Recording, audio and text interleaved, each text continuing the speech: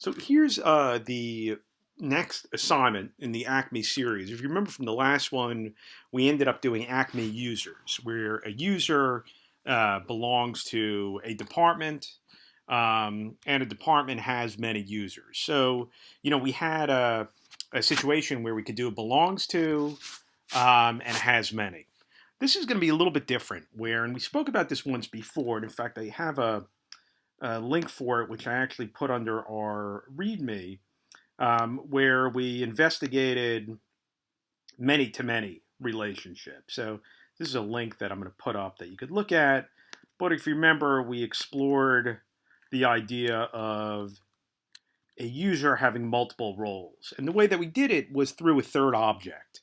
So we had a user, we had a role, and we had this idea of a user role, where a user has many user roles. A role has many user roles. But the key thing here, which really allows this foreign key on the user role table, is that a user role belongs to a role and a user role belongs to a user.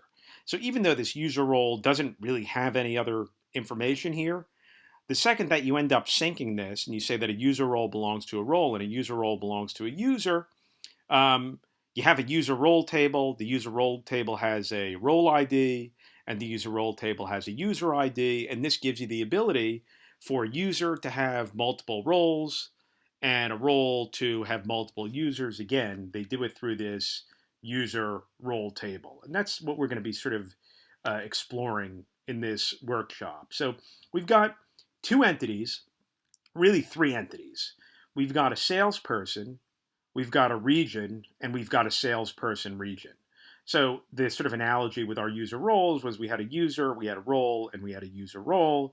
Here we have a salesperson, a region, and a salesperson region. A region is going to have a zip code, which is just going to be like a string. And it's also going to have many salesperson regions. A salesperson is going to have a name, and a salesperson is going to have many salesperson regions. So again, we're going to have this has many relationship. And the way that this is going to work, and the way that we're going to keep track of this relationship is that a salesperson region has both a salesperson and a region. So what this allows us to do is to have a salesperson that has really many regions through the salesperson regions, and a region to have many salespeople. And you can see that in the functionality, where if we go over here for salespeople, we've got Mo. And so here I'm looking at salespeople. We've got Mo. Mo already has the 10025 region. If we wanted to add Mo to 10024, we could do that. And now Mo has both of these. And notice that it's not exclusive. Larry has 10224 as well. And if we wanted to give Larry 90210, which Curly has as well, we could end up doing that. If we decided to remove Mo from 10025, we could end up doing that. And we could end up adding a new salesperson if we want to. And here we have a salesperson. He's going to show up here. And he doesn't have any regions at the moment. And we could add a region for him by doing this. And then it'll end up showing up at this region. So here we're looking at it from the context of going in through the salesperson. Well, we also have regions. And now we're looking at it from the context of the region. We see that both Larry and Mo have 10024. We see that Larry and Curly have 90210.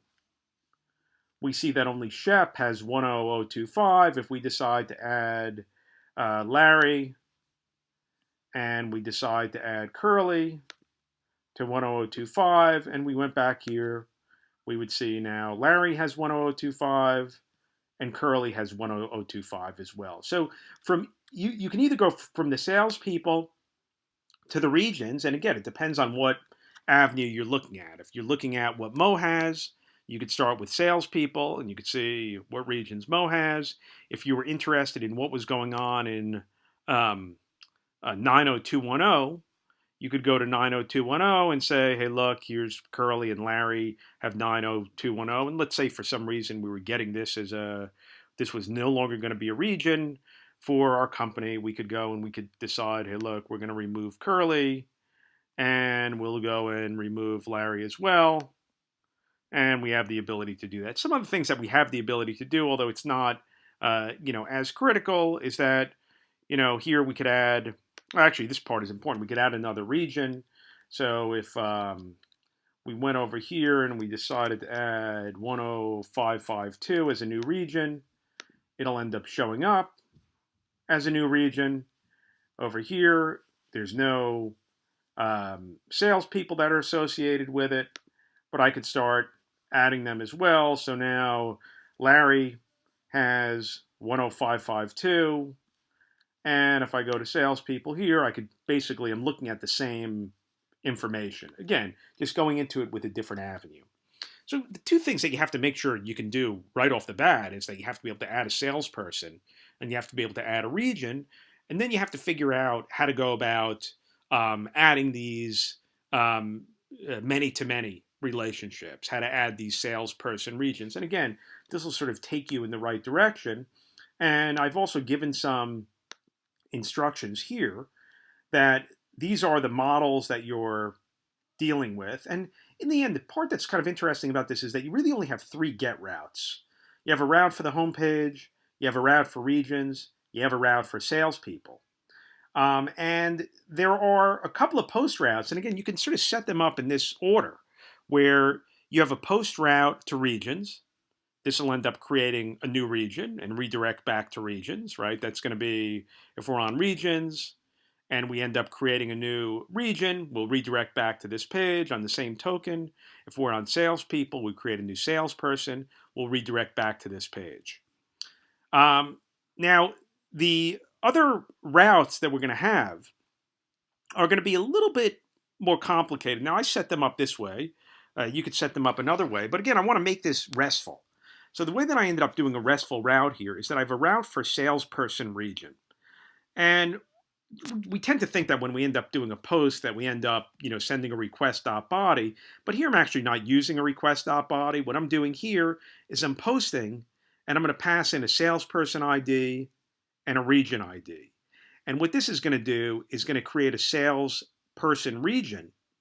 But it's going to end up redirecting. I'm using this route on 2 different pages. So I'm just going to have to, when I end up calling this route, I'm going to have to specify where I end up going back to. So just to sort of give you an example, when I end up deciding to add Larry to 90210, if I was to go and do this, I'm calling that post route. I mean, if I was to go and open this up and look under my, let's say under my network tab, and if I was to look under all, let's say, and I'm going to persist my log here. So if I go over here and I decide to add these, you could see that this is going to be a post. And you could see I'm posting to salesperson regions. I'm posting with these 2 values.